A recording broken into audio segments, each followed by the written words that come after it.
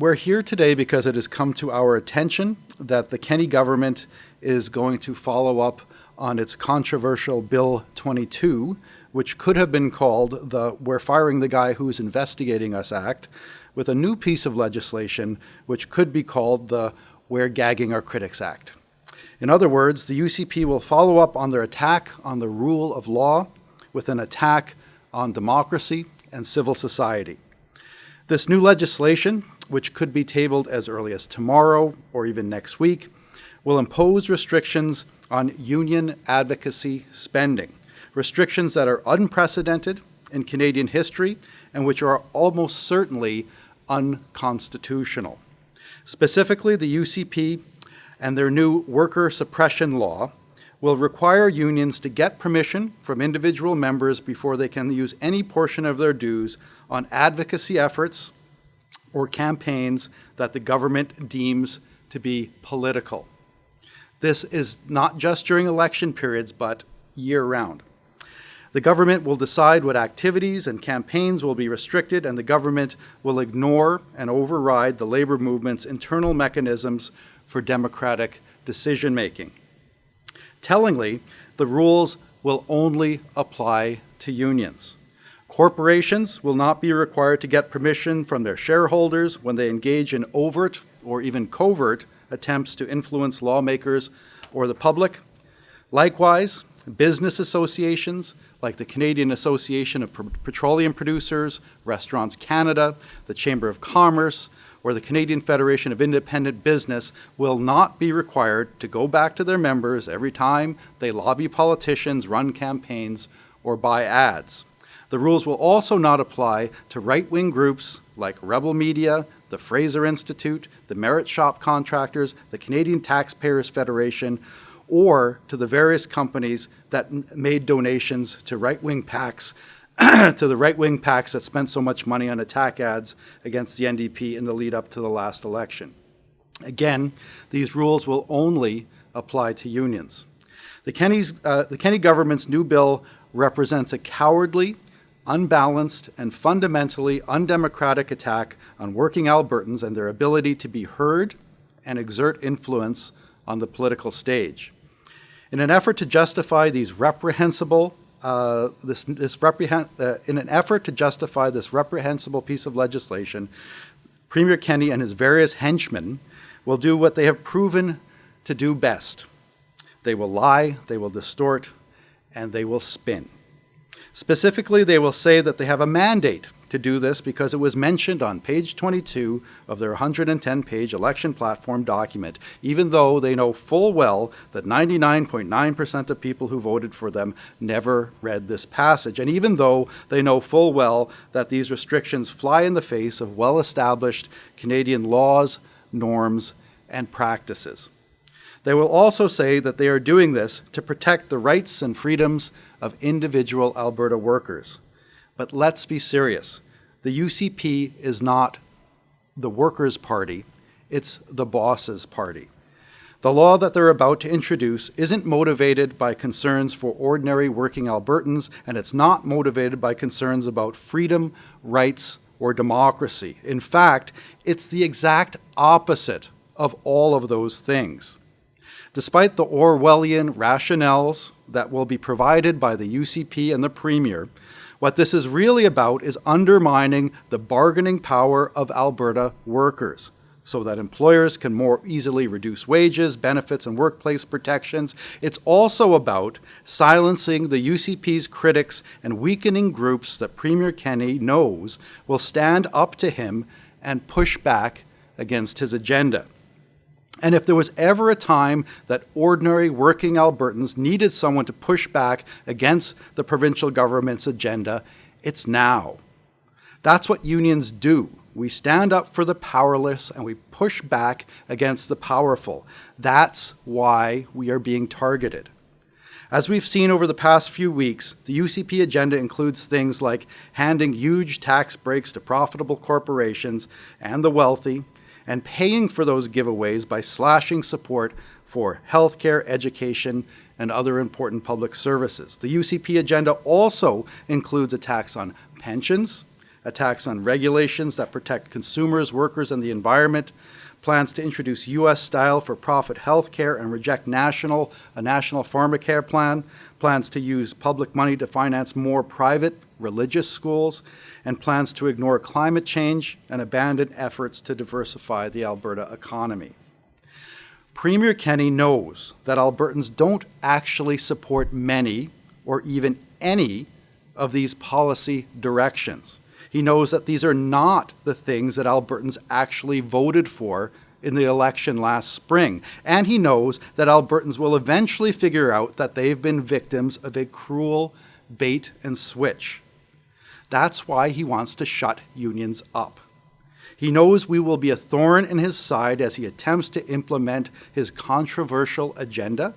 So he's trying to tie our hands and silence our voices so he'll have an easier time bulldozing ahead with policies that he knows will become massively unpopular.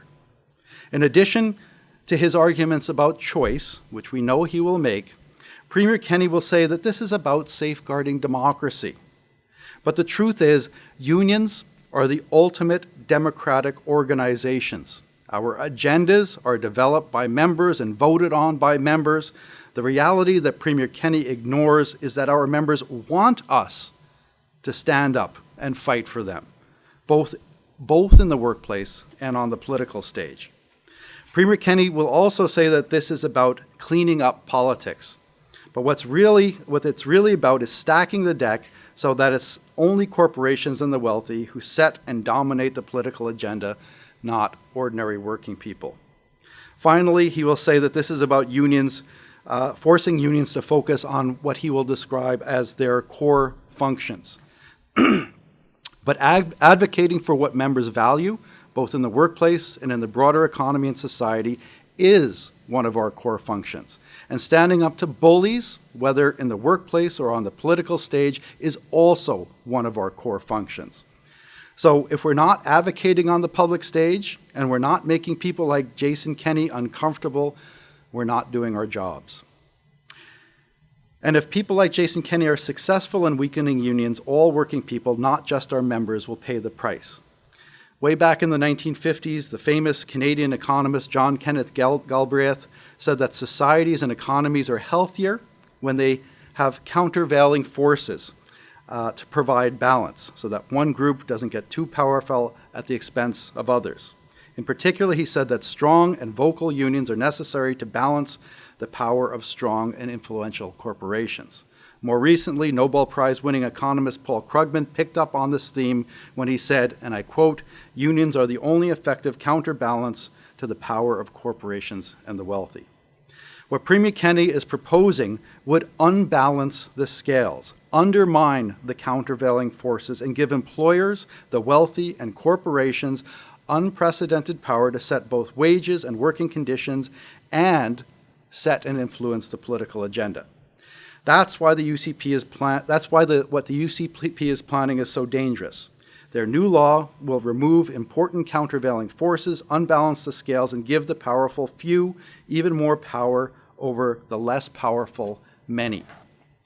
What Premier Kenney and the UCP are proposing is new for Canada, but it's not new for the world. In fact, as is the case with so many things for Canada's new breed of conservatives, they are trying to bring ideas developed by their Republican cousins in the U.S.